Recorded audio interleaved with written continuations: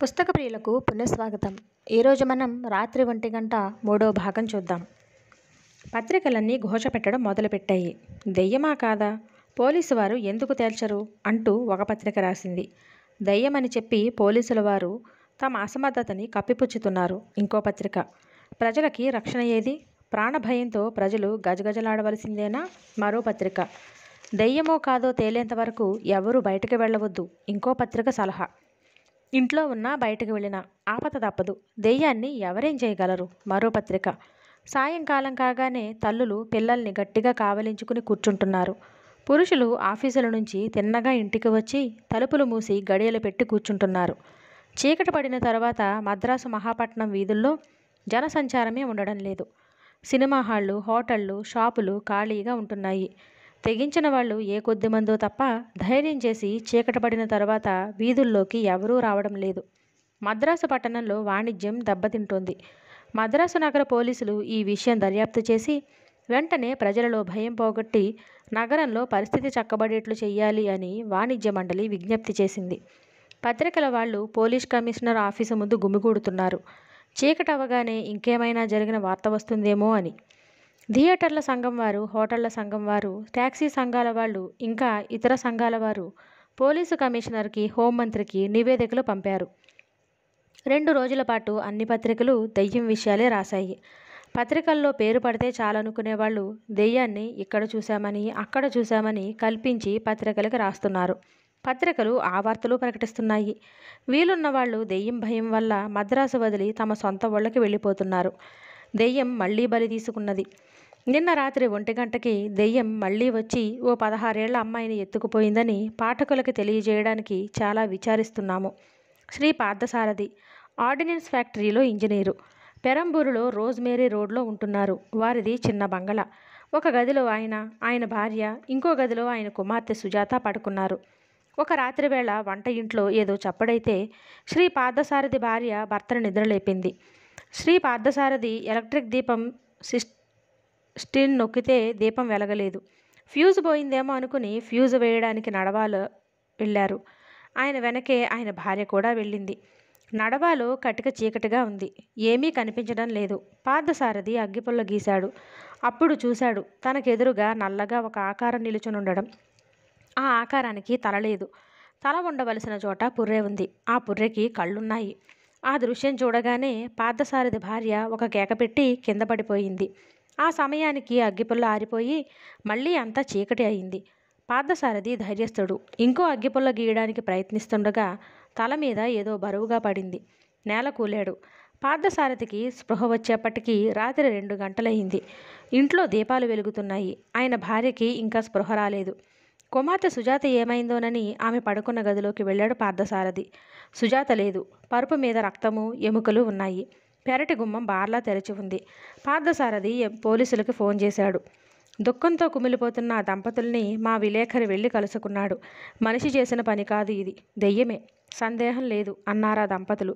ఇంటి వాకిటి తలుపు, పెరటి తలుపు పడుకునే ముందు జాగ్రత్తగా గడియలు పెట్టానని, ఇంట్లోకి రావడానికి ఇంకో మార్గం లేదని, తలుపులు విరగగొట్టినట్లు నిదర్శనాలు లేవని ఆయన అన్నారు.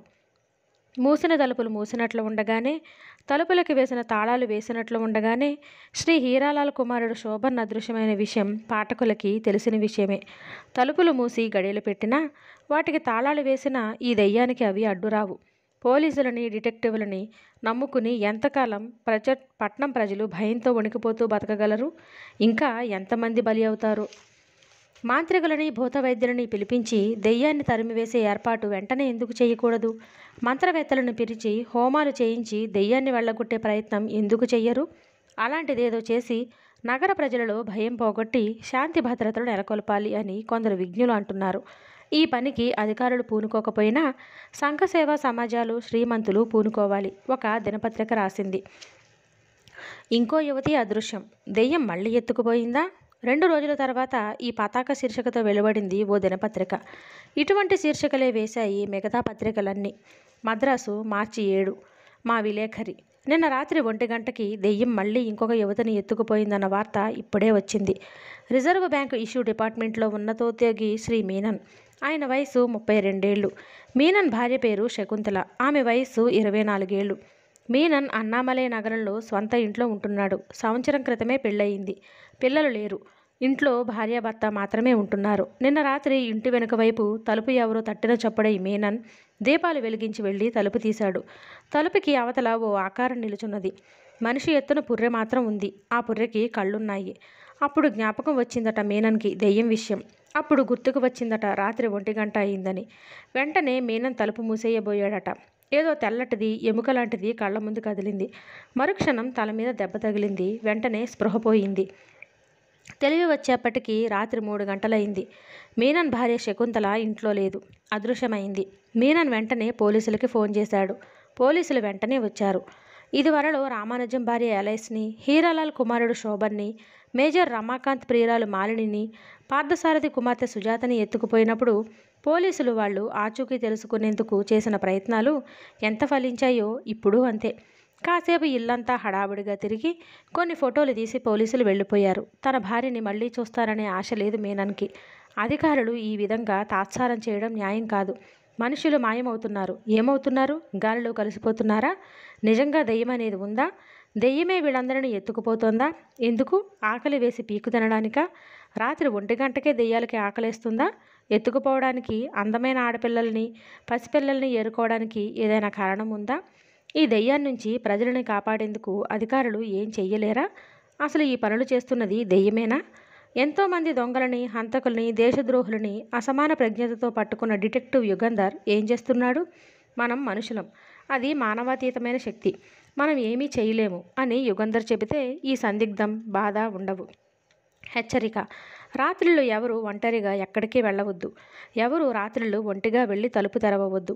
ముఖ్యంగా వయసులో ఉన్న ఆడవాళ్ళు, పిల్లలు ఉన్న ఇళ్లలో రాత్రిళ్ళు అందరూ ఒకే గదిలో ఉండాలి. ఎటువంటి పరిస్థితుల్లోనూ మగవాళ్ళు పిల్లలని వదిలి వెళ్ళకూడదు. వీలైతే ఇరుగు పొరుగు ఇళ్ల వాళ్ళు ఒకే ఇంట్లో పడుకోవడం మంచిది. ఈ దెయ్యం విషయం తేలేంత వరకు. ప్రభుత్వం సైనిక సహాయం కోరి ప్రతి వీధిలోనూ సైనికుల్ని కాపలా పెట్టడంలో తప్పేముంది? నగరంలో విపరీతమైన పరిస్థితి ఏర్పడింది కనుక సైనిక సహాయం కోరుకోవడంలో తప్పేమీ లేదని మా అభిప్రాయం. ఒక దినపత్రిక. రండి యుగంధర్, మీకోసమే కాచుకున్నాము అన్నాడు ముఖ్యమంత్రి. అది ఆఫీసు గది. హోంమంత్రి, హోమ్ మినిస్టరీ, ముఖ్య కార్యదర్శి, inspector general of police, chief commissioner of police ఉన్నారు ఆ గదిలో. 2 కుర్చీలు ఖాళీగా ఉన్నాయి. యుగంధర్, రాజు వాటిలో కూర్చున్నారు. డిటెక్టివ్ ఇన్స్పెక్టర్ స్వరాజ్యరావు ఇచ్చిన రిపోర్ట్స్ అన్నీ చదివాము. ఈ దెయ్యం గురించిన కేసులో మొదటి నుంచి మీరు కూడా పరిశోధన చేస్తున్నారని ఇన్స్పెక్టర్ రాశారు. మీ అభిప్రాయం తెలుసుకోవడం చాలా అవసరమని ఈ సమావేశానికి మిమ్మల్ని రమ్మన్నాను అన్నాడు ముఖ్యమంత్రి. అవును, ఆ భీకర రూపాన్ని రామానుజం మొట్టమొదట రోడ్ మీద చూసినప్పటి నుంచి ఈ కేసుతో నాకు సంబంధం ఉంది. మీ అభిప్రాయం ఏమిటి? అడిగాడు ముఖ్యమంత్రి. అందరూ యుగంధర్నే చూస్తున్నారు. నా అభిప్రాయం చెప్పడానికి నాకు ఎటువంటి అభ్యంతరమూ లేదు. ముందు ఒక చిన్న ఎక్స్పెరిమెంట్ చేస్తాను, మీరందరూ సమ్మతిస్తే అన్నాడు యుగంధర్. ఏమిటది? అడిగాడు హోంమంత్రి. ఏమిటో ముందుగా చెబితే నా ఎక్స్పెరిమెంట్ ఫలించదు, చెప్పాడు యుగంధర్. ఆల్ రైట్, కానివ్వండి అన్నాడు ముఖ్యమంత్రి. యుగంధర్ కుర్చీలో నుంచి లేచి నిలబడ్డాడు. ఐజీని, కమిషనర్ని చూసి దయచేసి మీ దగ్గర ఉన్న రివాల్వర్స్ నా చేతికి ఇస్తారా అడిగాడు. ఎందుకు? నా ఎక్స్పెరిమెంట్కి అవసరం. ఇంకెవరి దగ్గరైనా ఆయుధాలు ఉంటే దయచేసి అవి కూడా నాకు ఇవ్వండి. మమ్మల్ని నిరాయుధుల్ని చేసి మీరు చెయ్యబోయే ఎక్స్పెరిమెంట్ ఏమిటో నాకు అర్థం కాలేదు అన్నాడు ఐజీ. ప్లీజ్ అన్నాడు యుగంధర్. ఇంకెవరైనా ఐజీని, కమిషనర్ని రివాల్వర్స్ ఇవ్వమని అడిగి ఉంటే అందులో ముఖ్యమంత్రి, హోంమంత్రి గదిలో ఉండగా తక్షణం గదిలో నుంచి బయటకు పొమ్మనేవాళ్ళు. కానీ యుగంధర్ అడగడం వేరు. న్యాయాన్ని, ధర్మాన్ని, నీతిని, నిజాయితీని ఎటువంటి పరిస్థితుల్లోనూ విస్మరించడని అందరికీ తెలుసు. కమాన్, ఆయన్ని ఎక్స్పెరిమెంట్ చేయనివ్వండి అన్నాడు ముఖ్యమంత్రి. ఆ 2 ఉన్నత పోలీసు ఉద్యోగులు రివాల్వర్స్ యుగంధర్కి ఇచ్చేశారు. యుగంధర్ వాటిని జేబులో పెట్టుకుని తలుపు దగ్గరకు వెళ్ళి తలుపు తెరిచాడు. రాజు గదిలో నుంచి బయటకు వెళ్ళిపోయాడు. యుగంధర్ తలుపుకి లోపల గడియ పెట్టి వచ్చి కూర్చున్నాడు. మీరు కూర్చున్నారేం? ఎక్స్పెరిమెంట్ చేస్తానన్నారుగా అన్నాడు వైజీ. కాసేపు పడుతుంది. ఆ విషయం అలా ఉండనివ్వండి. అందమైన ఆడవాళ్ళని, పిల్లల్ని ఎత్తుకుపోతున్నది దెయ్యమా కాదా? మనిషే ఈ పనులు చేస్తున్నాడా? దెయ్యం అయితే దెయ్యం ఆ పనులు చేయడానికి కారణం ఏమిటి? మనిషి అయితే కారణం ఏమిటి అన్నాడు యుగంధర్. మేము ఊహించలేకేగా మిమ్మల్ని అడుగుతున్నాము అన్నాడు హోంమంత్రి. దెయ్యమే అనుకుందాం. ఇంతవరకు జరిగిన సంఘటనలలో ఒక పద్ధతి స్పష్టంగా తెలుస్తోంది. అందమైన యువతులు ఈ నగరంలో వేల మంది ఉన్నారు. వాళ్ళనెవరిని ఎత్తుకుపోలేదు. అలాగే 5 ఏళ్ల పిల్లలు ఎంతమందో ఉన్నారు, వాళ్ళని ఎత్తుకుపోలేదు అంటే అడిగాడు ముఖ్యమంత్రి. రామానుజానికి అతని భార్య ఎలేస్ ప్రాణం. హీరాలాల్కి ఒక్కడే కొడుకు, ఆ కొడుకే అతని సర్వస్వం. మేజర్ రమాకాంత్కి మాలిని ప్రియురాలు. యుగంధర్ మాట్లాడుతున్నాడు. గదిలో అందరూ యుగంధర్ మాటలు వింటూ అతన్నే చూస్తున్నారు. తలుపు చప్పుడయింది. యుగంధర్ లేచాడు. మాట్లాడుతూనే ఈ దెయ్యం ఒక చోట కాదు, ఒక ప్రాంతంలో కాదు, అన్ని ప్రాంతాల్లో కనిపించింది. ఎటొచ్చి రాత్రి 1 గంటకే అంటూ తలుపు గడియ తీస్తున్నాడు. తీస్తుండగా గదిలో దీపాలు ఆరిపోయాయి. వాట్ ఈస్ దిస్ అన్నాడు ముఖ్యమంత్రి. దీపాలు ఎలా ఆరిపోయాయి అన్నాడు వైజీ. కుర్చీలు జరుపుతున్నారు కొందరు లేచి నిలబడుతున్నారు ఆ చీకటి గదిలో. యుగంధర్ తలుపు తెరిచాడు. తెరుస్తూ ఒక రెక్క విసురుగా గోడకేసి కొట్టాడు. చీకటి గదిలో కూర్చున్న వాళ్ళందరూ తలుపు వైపు చూశారు. బయట వసారాలో కూడా దీపం లేదు, వెలుగు లేదు, చీకటి. ఆ చీకటిలో నుంచి గదిలోకి వచ్చింది ఓ రూపం.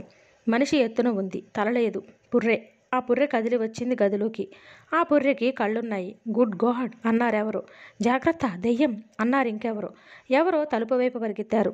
యుగంధర్ యుగంధర్ కేకలేశారు కొందరు. నిమిషం పాటు ఆ గదిలో అల్లకల్లోలం, అరుపులు. ఎవరో అగ్గిపుల్ల గీశారు. ఆ వెలుగులో ఆ రూపం ఇంకా భీకరంగా కనిపించింది. అగ్గిపుల్ల ఆరిపోయింది. పట్టుకోండి, పోనివ్వకండి, తలుపు మూసేయండి అందరూ అరుస్తున్నారు. అంతలో దీపాలు వెలిగాయి. యుగంధర్ తలుపు దగ్గర ఉన్నాడు.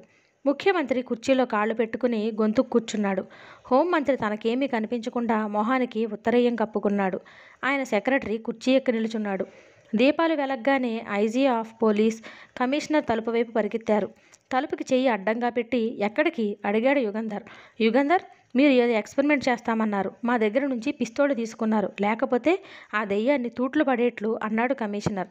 యుగంధర్ నవ్వి, అందుకే మీ పిస్తోళ్ళు తీసుకున్నాను, లేకపోతే నా అసిస్టెంట్ రాజుని తూట్లు పడేటట్లు కాల్చేవాళ్ళు అంటుండగా ఆ రూపం నెమ్మదిగా గదిలోకి వచ్చింది. పాదాల నుంచి తల వరకు ఒంటికి అతుక్కుని ఉన్న నల్లని బట్ట, తల ఉండవలసిన చోట తెల్లని పుర్రె. గదిలో దీపాలు వెలుగుతుండగా ఆ రూపం గదిలోకి రావడం వల్ల ఎవరూ కంగారు పడలేదు. సర్కస్లో హాస్యగాన్ని చూస్తున్నట్లున్నది. గది మధ్యకి వచ్చిన రాజు తలకి ఉన్న మాస్క్ తీసేశాడు. తీసి బల్ల మీద పెట్టాడు. ఐజీ ఆఫ్ పోలీస్ విరగబడి నవ్వి, మీరు మమ్మల్ని బాగా ఫూల్ చేశారు అన్నాడు. మిమ్మల్ని ఫూల్ చేద్దామనే ఉద్దేశంతో చేయలేదు. రాజుకి ఈ మాస్క్ పెట్టి గది చీకటి చేసి రాజును ప్రవేశపెట్టితే దెయ్యం వచ్చిందని మీరంతా భ్రమపడతారా పడరా అని తెలుసుకోవాలని చేశాను. దెయ్యం కాదు, మనిషే వాళ్ళందరినీ ఎత్తుకుపోయాడని రుజువు చేయడానికి ఇలా చేశారా అడిగాడు హోంమంత్రి. మనిషి చేసి ఉండవచ్చని రుజువు చేయడానికి నాకు నేను రుజువు చేసుకునేందుకు అన్నాడు యుగంధర్. ఆల్ రైట్, రుజువైందిగా, తరువాత అడిగాడు ముఖ్యమంత్రి. ఇంతమందిని ఎత్తుకుపోయింది దెయ్యం కాదని మనిషేనని అనుకుని మన కార్యక్రమం ఆలోచిద్దాం. ఎవరిని ఎందుకు ఎత్తుకుపోతున్నది మనకు తెలియదు కనుక ఇక ముందు ఎత్తుకుపోకుండా రక్షణ ఏర్పాట్లు చేయడం సాధ్యం కాని పని. ఆ మనిషిని మనం ఎంత త్వరగా పట్టుకోగలిగితే ప్రజలకి అంత త్వరగా రక్షణ ఇవ్వగలం అన్నాడు యుగంధర్. ఎలా పట్టుకోవడమో ఆలోచించారా అడిగాడు హోంమంత్రి. హీరాలాల్ కుమారుడు శోభన్ని ఎత్తుకుపోయిన కేసులో మనకి ఒక సూచన ఉంది, మిగతా కేసుల్లో ఎలాంటి సూచన లేదు. హీరాలాల్ కొడుకుని ఎత్తుకుపోయిన కేసులో సూచన ఉన్నదా, ఏమిటది అడిగాడు ఐజీ. హీరాలాల్ కొడుకుని ఎత్తుకుపోయింది మనిషేనని మనం అనుకునే పక్షంలో వీధి తలుపు లోపల గడియ పెట్టి ఉండగా పిల్లాన్ని ఎలా ఎత్తుకుపోయాడన్న ప్రశ్న వస్తుంది. దానికి ఒక సమాధానం ఉంది. హీరాలాల్ ఇంట్లో ఎవరో ఒకరు ఆ మనిషికి సహాయం చేసి ఉండాలి. పిల్లవాడిని ఎత్తుకుపోయిన తర్వాత వీధి తలుపు మూసి గడియ పెట్టి తాళం వేసి ఉండాలి. తాళం చెవులు హీరాలాల్ సెక్రటరీ మోహన్ దాస్ దగ్గర ఉన్నాయి కనుక అతన్ని అనుమానించడానికి తగిన కారణం ఉందంటాను. కమిషనర్ చిన్నగా దగ్గాడు. ఇన్స్పెక్టర్ స్వరాజ్యరావు కూడా మోహన్ దాస్ని అనుమానించి అతన్ని ఓ కంట కనిపెడుతూనే ఉన్నాడు ఇన్ని రోజులు. కానీ ఎటువంటి రుజువు దొరకలేదు చెప్పాడు. ఈ ఘోరాలన్నీ ఏదో దెయ్యం చేస్తున్నదన్న భ్రమ కలిగించగలిగిన ఘటికలు అంత సులభంగా పట్టుబడతారా? ఏదైనా పన్నాగం పన్ని పట్టుకోవాలి కానీ అన్నాడు యుగంధర్. అంతలో టెలిఫోన్ మోగింది. ముఖ్యమంత్రి 2 నిమిషాలలో టెలిఫోన్లో మాట్లాడి రిసీవర్ పెట్టేసి కుర్చీలో నుంచి లేచాడు. థ్యాంక్ యూ యుగంధర్, ఈ ఘోరాలు చేస్తున్నది దెయ్యం కాదని మీరు రుజువు చేసిన తర్వాత నా తల మీద భారం తగ్గిపోయింది. ఆ దుర్మార్గులను పట్టుకునేందుకు మీరు పోలీసు అధికారులతో కలిసి పనిచేస్తారని, త్వరలో పట్టుకుంటారని నాకు పూర్తి నమ్మకం ఉంది. ఎంత త్వరగా పట్టుకోగలిగితే అంత మంచిది. రేపే స్టేట్మెంట్ ఇస్తాను దెయ్యం కాదని, అనవసరంగా భయపడవద్దని అన్నాడు. ప్లీజ్ ఇప్పుడు వద్దు, మనం అందరం దెయ్యమే అనుకుంటున్నామన్న అభిప్రాయంతో వాళ్ళను ఉండనివ్వండి చెప్పాడు యుగంధర్. ఆల్ రైట్, మీ ఇష్టం, కానీ త్వరగా. నా సర్వశక్తిలా ప్రయత్నిస్తాను. ఈ టెలిఫోన్ కాల్ నీకు మిస్టర్ గిరి అన్నాడు Yugandhar. Commissioner IG Yugandhar consulting రూమ్లో కూర్చున్నారు. Hello, commissioner here. హా?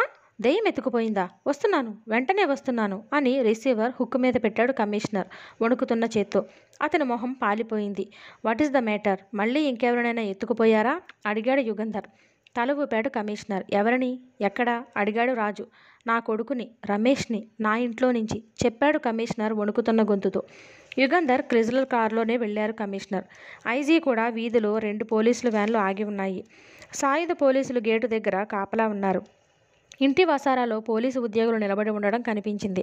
డామిట్, ఇక్కడ ఎందుకు ఇంతమంది సాయుధ పోలీసులు కాపలా? అంతా అయిపోయాక అన్నాడు ఐజీ.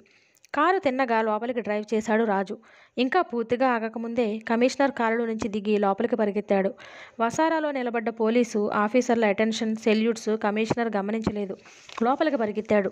మీ మిసెస్ పడక గదిలో ఉన్నారు, డాక్టర్ కూడా అక్కడ ఉన్నాడు అని అసిస్టెంట్ కమిషనర్ చెబుతున్న మాటలు పూర్తిగా వినిపించుకోకుండా పరిగెత్తాడు కమిషనర్ గిరి. డాక్టర్ మంచం పక్కన నిలుచుని ఉన్నాడు. గిరి భార్య కళ్ళు మూసుకుని మంచం మీద పడుకున్నది. మంగళ, పిలిచాడు గిరి. మిస్టర్ గిరి, మీ భార్యకి ఇంజెక్షన్ ఇచ్చాను నిద్రపోయేందుకు, లేపకండి, చెప్పాడు డాక్టర్. నిద్రపోయేందుకు ఇంజెక్షన్ ఇచ్చారా? మీకు మతిపోయిందా? ఏం జరిగిందో నాకు చెప్పకుండా మత్తుమంది ఇచ్చారా? డామ్ యూ, అరుస్తున్నాడు కమిషనర్. ఆమె హిస్టీరిక్ అయిపోయింది. స్మెల్లింగ్ సాల్ట్స్ వాసన చూపించినా ఇంకేం చేసినా హిస్టీరియా తగ్గలేదు. తప్పనిసరిగా పెతిడ్రిన్ ఇవ్వవలసి వచ్చింది. ఆమెకి విశ్రాంతి కావాలి. ఇప్పుడు లేపితే మళ్ళీ హిస్టీరిక్ ఫిట్స్ రావచ్చు. ఫిట్స్ వచ్చి మతి చలించవచ్చు. చాలా పెద్ద షాక్ ఆమెకి. ప్లీజ్ అంటూ కమిషనర్ని చేయి పట్టుకుని బయటకు తీసుకెళ్లాడు. గదిలో నుంచి బయటకు రాగానే అసిస్టెంట్ కమిషనర్ని చూసి, ఏం జరిగిందో మీకేమైనా తెలుసా? అడిగాడు కమిషనర్. 1:20 కంట్రోల్ రూమ్కి ఫోన్ చేశారుట మీ భార్య. స్పష్టంగా ఏమీ చెప్పలేదుట. ఏడుస్తూ అరుస్తూ తన కొడుకుని దెయ్యం ఎత్తుక్కుపోయిందన్నారట. కంట్రోల్ రూమ్కి ఎవరు ఫోన్ చేస్తున్నది అడిగితే చెప్పలేదుట. నేనే నా కొడుకుని దెయ్యం ఎత్తుకుపోయింది అంటూ ఏడుస్తూ రిసీవర్ని కింద పడేశారట. టెలిఫోన్ డిస్కనెక్ట్ చేయకపోవడం వల్ల కాల్ ట్రేస్ చేశారు. మీ ఇంటి నుంచి ఆ కాల్ వచ్చిందని తెలియగానే మీకు ఫోన్ చేసి వెంటనే ఇక్కడికి వచ్చాను. ఏం జరిగిందో తెలుసుకుని మీకు తర్వాత చెబుదామనుకున్నాను అన్నాడు అసిస్టెంట్ కమిషనర్. ఆల్ రైట్, తర్వాత? అడిగాడు కమిషనర్. నేను వచ్చినప్పుడు గేటు దగ్గర సెంట్రీలు లేరు. మీ ఇంటి వాకిలి తలుపు బార్లా తెరిచి ఉంది. గబగబా లోపలికి వెళ్ళాను. ఏడుపు వినిపించింది లోపల నుంచి. పరిగెత్తాను. మీ భార్య టెలిఫోన్ దగ్గర కింద పడుకుని వెక్కి వెక్కి ఏడుస్తున్నారు, అరుస్తున్నారు. అమ్మా, ఏంటి జరిగింది అని అడిగాను. నా ప్రశ్న తనకి అర్థం కానట్లు, నేనెవరో తనకు తెలియనట్లు నన్ను చూశారు. అసలు ఈ ప్రపంచంలో ఉన్నట్లు లేరు. రమేష్ అంటూ ఏడుస్తున్నారు. వెంటనే డాక్టర్కి ఫోన్ చేశాను. అయితే ఏం జరిగింది? పిల్లవాడిని ఎవరు ఎలా ఎత్తుకుపోయింది మీకు తెలియదన్నమాట. ఒకటి మాత్రం తెలుసు, సెంట్రీలు ఇద్దరు గేటు దగ్గర పడుకుని గాఢ నిద్రపోతున్నారు. నిజానికి అది నిద్ర కాదు. ఇద్దరికీ స్పృహ లేదు. మత్తుమంది ఇవ్వడం వల్ల స్పృహ పోయింది.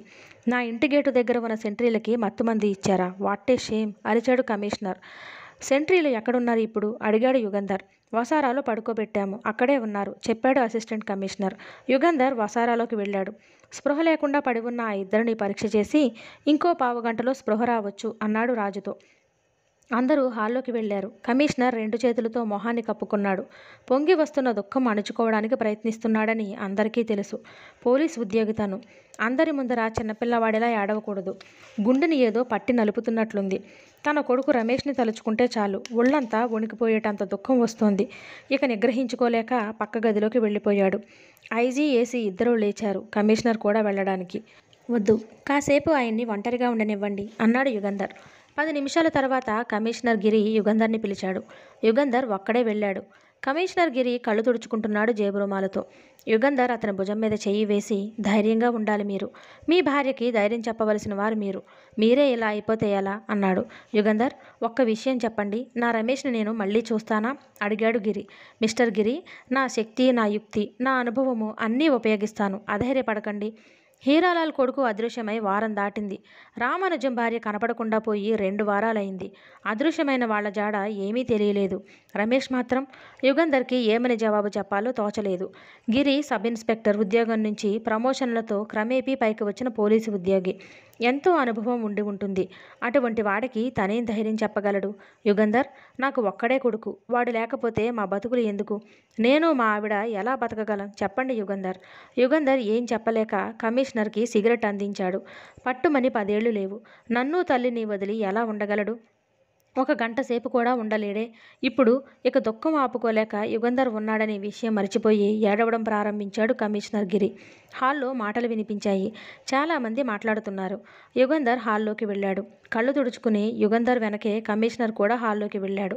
కమిషనర్ కుమారుడు రమేష్ అదృశ్యమయ్యాడని ఎలా తెలిసిందో పత్రికల వాళ్ళు వచ్చారు. ఐజీని ప్రశ్నలు అడుగుతున్నారు. మీ అభిప్రాయం ఏమిటి? దెయ్యం చేసిన పనేనా? అడిగాడు ఒక విలేకరి. ఆ ప్రశ్నకి జవాబు చెప్పండి, స్పష్టంగా తేల్చి చెప్పండి అడిగారు మిగతా విలేకరులు. ఐజీ వెంటనే జవాబు చెప్పలేదు. యుగంధర్ పత్రికా విలేకరుల మధ్యకు వెళ్ళి నేనెవరో తెలుసా అడిగాడు. డిటెక్టివ్ యుగంధర్. మిమ్మల్ని అడుగుదామనుకుంటున్నాము అన్నారు అందరూ విలేకరులు. అడగండి, మీ ప్రశ్నలన్నిటికీ నేను సమాధానాలు చెబుతాను. ఐజీ ఆఫ్ పోలీస్ తరపున, పోలీస్ కమిషనర్ తరపున అన్నాడు యుగంధర్. ముందు ఈ ప్రశ్నకి జవాబు చెప్పండి. ఈ అఘాయిత్యాలన్నీ చేస్తున్నది దెయ్యమేనా? దెయ్యమేనని మీరు నమ్ముతున్నారా? అవును, దెయ్యమే. దెయ్యమే అని నా నమ్మకం. యుగంధర్ ఈ మాట చెప్పగానే 5 నిమిషాల పాటు నిశ్శబ్దం. ఎవరికి ఏ ప్రశ్న అడగడానికి తోచలేదు. దెయ్యమేనని మీకు ఎలా నమ్మకం కలిగింది? మనిషి చేసి ఉండడానికి అవకాశం లేదు కనుక చెప్పాడు యుగంధర్. దెయ్యమేనని డిటెక్టివ్ యుగంధర్ అభిప్రాయం. ఈ అగాధ్యాలు మనిషి చేయడం సాధ్యం కాదు అన్నారు యుగంధర్. ఈ పతాక శీర్షికతో వెలువడ్డాయి దినపత్రికలు. యుగంధర్ కన్సల్టింగ్ రూమ్లో విరామం లేకుండా టెలిఫోన్ మోగుతూనే ఉంది. What is this Yugandhar? మీరు కూడా ఇలా అనడం ఏమిటి? మీకు ఇలాంటి మూఢనమ్మకాలున్నాయా? ప్రజలను ఇలా భయపెట్టడం న్యాయమా? పెద్దవారయ్యారు, మీరిక ఈ వృత్తి మానేయడం మంచిది. ఇలా టెలిఫోన్ కాల్స్ వస్తూ ఉంటే యుగంధర్ రాజు జవాబు చెప్పడం లేదు. అవసరమైనప్పుడు ఈ డిటెక్టివ్లకి సహాయపడే కాత్య కన్సల్టింగ్ రూమ్లో కూర్చుని టెలిఫోన్ మోగినప్పుడల్లా రిసీవర్ తీసుకుని యుగంధర్ లేరు, మీరు చెప్పిన విషయం ఆయన రాగానే చెబుతాను అని జవాబు చెబుతోంది. పత్రికలన్నీ చదివి అవతల పెట్టి ఈ ఘోరాలన్నీ దెయ్యమే చేస్తున్నదని మీరు ఎందుకు స్టేట్మెంట్ ఇచ్చారో నేను ఊహించకుండా లేకున్నాను అన్నాడు రాజు. దెయ్యం చేస్తున్నదని నేను అనుకోవడం లేదు కనుక. ఏదో పొడుపు కథలా ఉంది మీ జవాబు. ఆ ఘోరాలన్నీ దెయ్యం చేస్తున్నదని అందరూ అనుకోవాలని కదా ఆ ఘోరాలు చేస్తున్న వాళ్ళ ఉద్దేశం? తల ఊపాడు రాజు. వాళ్ళ పాచిక పారిందని వాళ్ళు అనుకునేందుకు. 5 నిమిషాలు రాజు మౌనంగా ఉండిపోయాడు. దెయ్యం చెయ్యలేదు, ఎవడో ఒకడు లేక కొందరు ముఠాగా ఏర్పడిన వాళ్ళు చేస్తున్నారు అనుకుందాం. ఎందుకు చేస్తున్నారు? ఈ ఘోరాలు చేయడంలో వాళ్ళ ఉద్దేశం ఏమిటి అడిగాడు రాజు. యుగంధర్ గట్టిగా సిగరెట్ పీల్చి అది తెలిస్తే కేసు సగం తేలినట్టే అని 2 నిమిషాలు ఆగి ఎవడో వీళ్ళందరినీ ఎత్తుకుపోయాడని మనం అనుకున్న పక్షంలో రామానుజం భార్యతో గాని కమిషనర్ కొడుకుతో గాని ఏదో పనుండి ఎత్తుకుపోయారని అనుకోవాలి. 6 ఏళ్ల పిల్లవాడితో వాళ్ళకి ఏం పనుంటుంది? కనుక హేతువాదంతో ఆలోచిస్తే ఎలైస్ని ఎత్తుకుపోయి రామానుజాన్ని, శోభన్ని ఎత్తుకుపోయి హీరాలాల్ని, రమేష్ని ఎత్తుకుపోయి కమిషనర్ గిరిని తమ చేతుల్లో పెట్టుకోవాలని వాళ్ళ ఉద్దేశం అని అనుకోవాలి. అయితే ఈ పాటికి ఎవరో ఒకరు ఆ విషయం బయటపెట్టేవారుగా అడిగాడు రాజు. సామాన్య పరిస్థితుల్లో అయితే ఎవరిలో ఒకరు ఆ విషయం మనకో పోలీసులకో చెప్పేవాళ్ళు. అలా చెప్పకుండా దెయ్యంలా కనబడుతూ భయపడుతున్నారు అంటే అడిగాడు రాజు. దెయ్యం ఎత్తుకుపోయింది, దెయ్యం తినేసిందేమో అనే భయం కలిగించారు. తన భార్యని మళ్ళీ చూస్తాననే నమ్మకం పూర్తిగా పోయింది రామానుజానికి. అలాగే హీరాలాల్కి తన కొడుకుని ఈ జన్మలో మళ్ళీ చూస్తాననే ఆశ పూర్తిగా నశించింది. నిస్పృహ, నిరాశ, దుఃఖం వాళ్లలో పూర్తిగా నిండిపోయాయి. దెయ్యం కనుక పోలీసులు ఏమీ చేయలేరన్న అధైర్యం ఏర్పడింది వాళ్లలో. అటువంటి పరిస్థితుల్లో నీ భార్యని నువ్వు ప్రాణాలతో చూడాలని ఉందా? మళ్ళీ నీ భార్య నీకు కావాలని ఉంటే మేము చెప్పినట్లు చెయ్యి. ఈ విషయం అధికారులకు చెప్పావా? మరుక్షణం నీ భార్య ప్రాణాలు ఎగిరిపోతాయి అని రామానుజానికి టెలిఫోన్ చేసో ఉత్తరం రాసో తెలియచేసి ఉంటే అతనేం చేస్తాడు? మన దగ్గరికి వస్తాడా? అంత నిస్పృహలో నుంచి ఆశ అనేది కలిగినప్పుడు, అతనిలో మళ్ళీ ఆశ చిగురించినప్పుడు మంచి చెడు, న్యాయమో అన్యాయమో ఆలోచించే స్థితిలో ఉండడు. వాళ్ళు చెప్పిందల్లా ఒప్పుకుంటాడు. తన భార్య తిరిగి తనకు దక్కుతుందన్న ఆశ. మిగతా వాళ్ళు అంతే. అయితే వాళ్ళందరినీ మనం ఓ కంట అంటున్నాడు రాజు. యుగంధర్ రాజు మాటలకి అడ్డం వచ్చి ప్రయోజనం ఏమీ లేదు, ఉపకరించదు. శత్రువులు అంత అమాయకులు కారు. ఆ విధంగా మనం వాళ్ళ ఆచూకీ తెలుసుకోలేని కట్టుదిట్టాలు చేసుకుని ఉంటారు. హీరాలాల్ సెక్రటరీ మోహన్ దాస్ వాళ్ళ ముఠాలో మనిషి అయి ఉండాలి. ఈ వారం రోజులు పోలీసు, సిఐడీలు అతన్ని ఓ కంట కనిపెడుతూనే ఉన్నారు. ఏమైనా తెలిసిందా అన్నాడు. అయితే వాళ్ళ ఆచూకీ తెలుసుకోవడం ఎలా అడిగాడు రాజు. ఎంత పటిష్టమైన పథకం వాళ్ళు వేసుకున్నా ఏదో లోపం ఉంటుంది. తాము చేస్తున్న ఘోరాలు నిర్విఘ్నంగా సాగే కొద్దీ ధైర్యము, ధిలాస ఎక్కువ అవుతాయి. పోలీస్ కమిషనర్ గిరి కొడుకుని ఎత్తుకుపోవడం శత్రువులు చేసిన మొదటి పొరపాటు అనుకుంటాను. ఎలా అడిగాడు రాజు. నీ కొడుకు ప్రాణాలు మా చేతిలో ఉన్నాయి. నువ్వు మేము చెప్పినట్లు చెయ్యాలి అని పోలీస్ కమిషనర్ని బెదిరించడం అంత సులభం కాదు. గిరి అంత సులభంగా బెదిరిపోయే మనిషి కాడు. ఆయనకి తన కొడుకు మీద ప్రేమ తక్కువ. కొడుకుని బలి ఇస్తాడా? వృత్తిగతంగా తన ధర్మానికి, తన కొడుకు మీద ఉన్న ప్రేమకి మధ్య అతనిలో కొంత సంఘర్షణ జరుగుతుంది. అది మనం అవకాశంగా తీసుకోవాలి. ఎలా? అడిగాడు రాజు. చెబుతాను అన్నాడు యుగంధర్. సరిగ్గా 4 రోజులైంది. ఆ వేళకి తన కొడుకు అదృశ్యమై ఆ 4 రోజులు పోలీస్ కమిషనర్ గిరి సెలవులో ఉన్నాడు. ఇంకా ఎంతకాలం సెలవు మీద ఉండాలో అతనికే తెలియలేదు. ఇంట్లో కూర్చుంటే మరీ దిగులుగా ఉంది. ఇంట్లో ఎక్కడ చూసినా పిల్లవాడి ఆట వస్తువులు, బట్టలు, ఫోటోలు. ఎటు తిరిగినా వాడే జ్ఞాపకం వస్తున్నాడు. ఏం చేయడానికి తోచదు. ఏమీ చేయలేకుండా ఉన్నాడు. గెడ్డం కూడా గీసుకోవాలని లేదు. అన్నం తినాలనిపించదు. అతని భార్య పడక గదిలో నుంచి బయటకు రావడం లేదు. ఆ 4 రోజులు స్నానం చేయలేదు. తల దువ్వుకోలేదు. ఏమీ తినదు, తాగదు. ఆమె చెల్లెలు వచ్చి అక్కకి తోడుగా ఉంటుంది. బలవంతాన ఏదో అక్క నోట్లో పోస్తోంది. భార్య కుళ్ళి కుళ్ళి ఏడవడం గిరికి ఇంట్లో ఎక్కడున్నా వినిపిస్తూనే ఉంది. తన కొడుకు చచ్చిపోయాడు. ఏదో జబ్బు చేసి చచ్చిపోయాడు అని గుండె నిబ్బరం చేసుకుని బతుకు సాగించాలని తీర్మానించుకుంటాడు గిరి. మరుక్షణం చచ్చిపోలేదేమో, ఎక్కడో బతికే ఉన్నాడేమో, నాన్న అని ఏడుస్తున్నాడేమో అనిపిస్తుంది. ఆ సందేహం కలగగానే గుండె నలిగి పిప్పైపోతుంది. ఇది దెయ్యం పని కాదు, ఎవరో చేశారు అంటాడు యుగంధర్. యుగంధర్ మాటల్లో గిరికి నమ్మకం పోయింది. ఎంత మేధావి అయితేనేం యుగంధర్ పొరపాటు పడి ఉండవచ్చు. యుగంధర్కి అపజయం కలగకూడదా? యుగంధర్ తన కొడుకుని తెచ్చి తనకి ఇస్తాడని ఆశ పెట్టుకోవడం పొరపాటు. ఒక కుర్చీలో నుంచి లేచి ఇంకో కుర్చీలో కూర్చుంటాడు. ఒక పత్రిక గిరాటేసి ఇంకో పత్రిక తీస్తాడు. అతని క్షోభ ఎవరికీ అర్థం కాదు, అటువంటి బాధ అనుభవించిన వారికి తప్ప. సెంట్రీ ఉత్తరాలు తెచ్చి ఇచ్చాడు. పరధ్యానంగా కవర్లు చూశాడు. ఏవో ఆహ్వానాలు, ఏవో శుభలేఖలు. ఎందుకివి తనకి? ఏ ఒక్క కవరు చింపకుండా అన్నీ బల్ల మీద పడేశాడు. మధ్యాహ్నం 1 గంట అయింది. భోజనానికి రమ్మని మరదలు పిలిచింది. నాకు ఆకలి లేదు అన్నాడు గిరి. ఆకలి లేకపోయినా తినాలి అన్నదామె. అంతలో టెలిఫోన్ మోగింది. రిసీవర్ తీసుకుని ఎస్ గిరి హియర్ అన్నాడు. మిస్టర్ గిరి, నీకు వచ్చిన ఉత్తరాలలో ముఖ్యమైన ఉత్తరం ఒకటి ఉన్నది. మీ కొడుకు గురించి చూడండి అని అవతలి మనిషి టెలిఫోన్ డిస్కనెక్ట్ చేశాడు. ఆ మాట్లాడిన మనిషి మగాడో ఆడదో గిరికి తెలియలేదు. తన పక్కనే బల్ల మీద ఉన్న ఉత్తరాలు తీశాడు. 4 కవర్లు చింపాడు. ఏవో ఇన్విటేషన్స్. 5వ కవరు చింపుతుండగా దాంట్లో నుంచి ఓ ఫోటో బయటపడ్డది. గిరి గుండె ఒక్కసారి ఉరకలు వేసింది. అది తన కొడుకు ఫోటో. తన కొడుకు అదృశ్యమైన తర్వాత తీసిన ఫోటో అయి ఉండాలి. పిల్లవాడు అదృశ్యమైన రోజు సాయంకాలం తను కొన్నాడు ఆ రెడీమేడ్ డ్రెస్. చారల షర్టు, నల్లని కాలర్, జేబు మీద గుర్రం బొమ్మ. హాయిగా నవ్వుతున్నాడు ఆ ఫోటోలో. కవరులో ఉత్తరం లేదు, ఇంకేమీ లేదు, ఫోటో తప్ప. వెనక్కి తిప్పి చూశాడు. మీ అబ్బాయి బతికే ఉన్నాడు, హాయిగా ఉన్నాడు, అధైర్యపడకండి అని విడివిడి అక్షరాలతో రాసి ఉంది. ఒక్క గంతులో తన భార్య దగ్గరికి వెళ్ళి చెప్పాలనిపించింది మన బాబు బతికే ఉన్నాడని. కానీ అన్నేళ్ల పోలీసు శిక్షణ వృధా కాలేదు. తమాయించుకున్నాడు. ఆ ఫోటో జేబులో పెట్టుకుని నిట్టూర్చాడు. ఇప్పుడు అతనిలో నిస్పృహ పోయింది. కళ్ళలో ఆశ కనబడుతోంది. ఎవడో బ్లాక్మెయిలర్ తన కొడుకుని ఎత్తుకుపోయాడు. డబ్బో ఇంకేదో అడుగుతాడు. అతను అడిగింది ఇస్తే తన కొడుకు తనకి దక్కుతాడు. పోలీస్ కమిషనర్ అయిన తననే బ్లాక్మెయిల్ చేయడానికి పూనుకున్నాడంటే వాడెవడో బాగా తెగించిన మనిషి అయి ఉండాలి. తను తప్పటడుగులు వేస్తే తన కొడుకుని తనే బలి ఇచ్చుకుంటాడు. తన కొడుకుని రక్షించాలి, తనే రక్షించాలి, ఎవరికీ చెప్పకూడదు. చెప్పాడా? తన కొడుకు ప్రాణానికి మోసం కలుగుతుంది. మళ్ళీ టెలిఫోన్ మోగింది. రిసీవర్ తీసుకుని గిరి హియర్ అన్నాడు. ఫోటో చూసారా? చూశాను. మీ అబ్బాయిని ఒకసారి చూస్తారా అంటే అడిగాడు గిరి.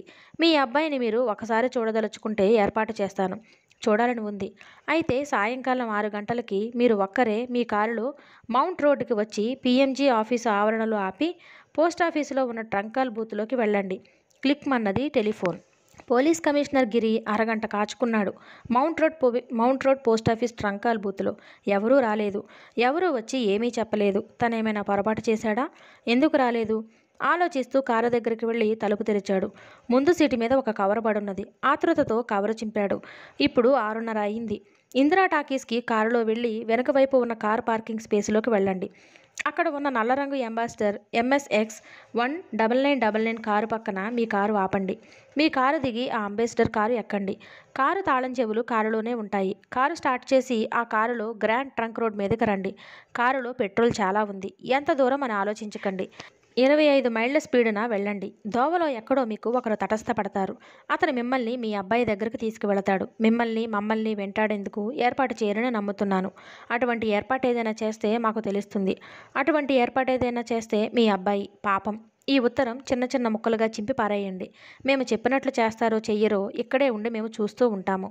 నా కారు దగ్గరికి ఎవరు వచ్చారు? ఆ మనిషి ఎలా వెళ్ళాడు? ఎటు వెళ్ళాడు? విజిల్ ఊదితే పోలీసులు పరిగెత్తుకు వస్తారు. పోస్టాఫీస్ ఆవరణలో నుంచి ఎవరిని బయటికి వెళ్ళనివ్వరు. ఆ మనిషి దొరికిపోతాడు. ఏం చేస్తే బావుంటుందని ఆలోచించాడు గిరి. ఆ ఉత్తరం తెచ్చి కారులో పడేసినవాడు ఎవడో అనామకుడై ఉండవచ్చు. వాణ్ణి పట్టుకుంటే తన కొడుకు విషయం కానీ, ఆ దుర్మార్గుల విషయం కానీ ఏమీ తెలియకపోవచ్చు. నో, రిస్క్ తీసుకోకూడదు. తన కొడుకు ప్రాణాలతో చెలగాటం ఆడకూడదు. ఆ ఉత్తరంలో చెప్పినట్లు తూచా తప్పకుండా చేశాడు పోలీస్ కమిషనర్ గిరి. కథ సాగుతోంది. మరిన్ని మంచి కథల కోసం ఛానల్ని సబ్స్క్రైబ్ చేయడం మర్చిపోకండి.